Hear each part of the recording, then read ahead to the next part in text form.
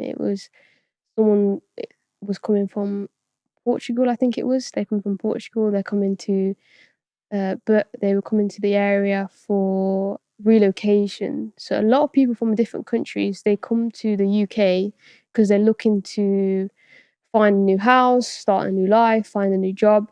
So these people, they came to the area, the UK, to put in a new job role for other people. So of course they're creating that. So that's when I started to look more openly on the different types of guests that come and stay in the UK. Because I'm from the UK, and I don't think anyone would want to come visit the UK, because that's our culture. We don't think, we always say, oh, the UK is horrible, the UK is this and that, but it's actually a massive market. It's got a massive hospitality market.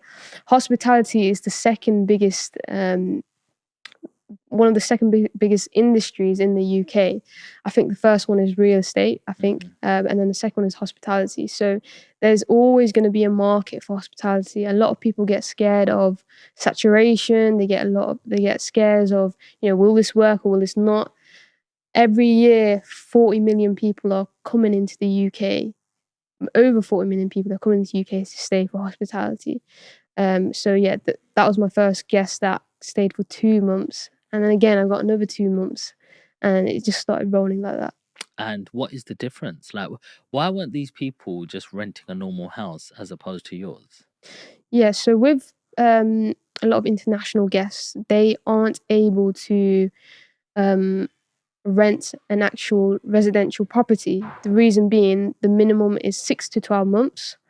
And they don't have the right visas in place, they don't have the right documents in place. They have to come to the UK first to ensure that they can get the right documents in place.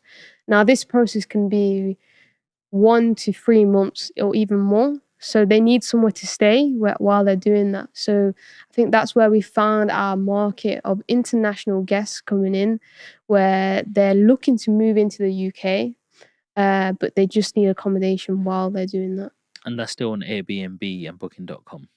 Yeah, so there's different platforms like Agoda, VRBO, HomeAway. There's different platforms, but I'd say Airbnb and Booking.com are the biggest platforms. Right. And do you have like a platform that posts it on all of the platforms for you?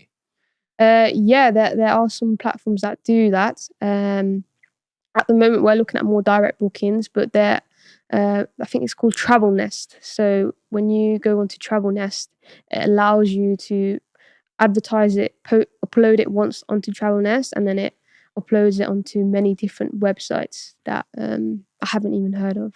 Yeah, cool. So instead of like £800 like you're paying like a normal tenant would be, you're earning 3 times that amount? Yeah, we'd be earning about, so that property now, it generates about £3,000 per month revenue, and of course after bills and everything, and after rent, it comes to about £1,000 profit per month. What do you have to include? The cleaners are included? The cleaners go and clean it, So or? yeah, so the guests, they pay for the cleaning. It's included in it's an additional cost that they have to pay. So they pay per night, and then they pay for the cleaning on top of that. Okay, nice. And when did you start scaling this business then? So once that first one was going well and you could see that actually it's profitable, I've got something here. Did you have to wait to recuperate some of your cost back first with the £5,000 initial layout, or did you go again before that? So I got my next unit in April. So everything I made, just reinvested it back in.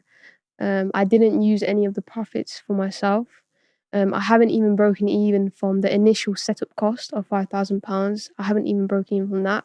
But I saw how lucrative it is, and summer was going to come, and it was going to start to get busy. So I wanted to make sure I have another unit in for the summer rates to come in. And it was in Birmingham, and in Birmingham, it was the Commonwealth Games. Of course, I was seeing a lot of people charging £500 a night for these Commonwealth Games dates. It was in July, so I wanted to make sure I have as many units before this date.